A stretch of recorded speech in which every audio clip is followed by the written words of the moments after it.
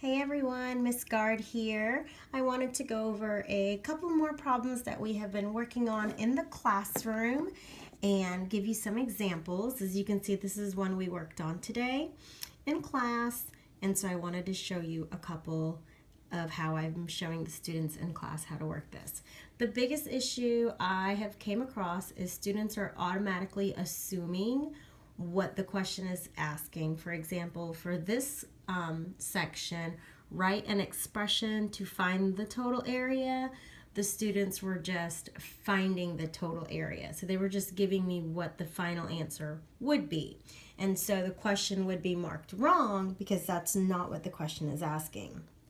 So when we look at a problem like this, we're going to look at your non-shaded part and your shaded part. It's a little hard to see. My lighting is not the best in here, but we'll work with it. So what I try and have the students do is just pretend like that part doesn't exist, and let's see what the multiplication sentence is going to be for this first part, the not shaded part.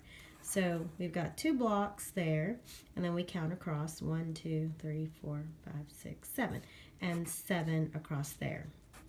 So the first part of your expression or equation, because they'll use those words interchangeably, would be 2 times 7 plus, now we're going to do the shaded side.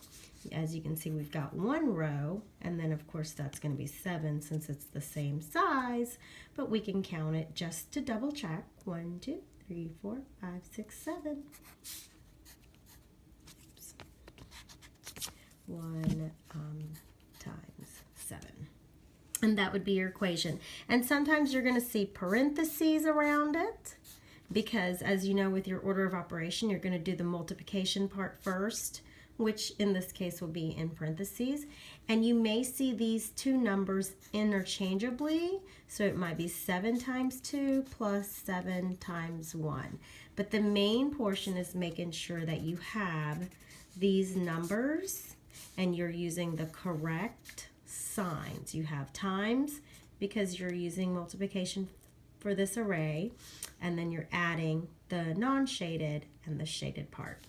So if we go down here and we look at 3 and 4, same exact process. Cover up one side, and you've got 1, 2, 3, 4, 5 times 1. So put the 5 times 1. Plus, because remember this is asking for the total area, give the expression to find the total area. And then we'll go, we can go down and across again. So 1, 2, 3, 4, 5 times 1, 2. And like I said, I have the students cover it up so it doesn't look overwhelming or get confusing. Just breaking it apart. So 2 times 5. So, and there are a couple different answers because like I said, you can switch the numbers around as long as you have the correct digits and the correct signs. But once again, the downfall becomes they go ahead and solve and give you the total area when the question is asking for the expression.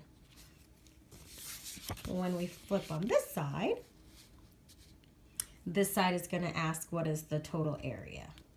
So I told the students, this is when you're trying to find the total area, you don't worry about the shaded and non-shaded part.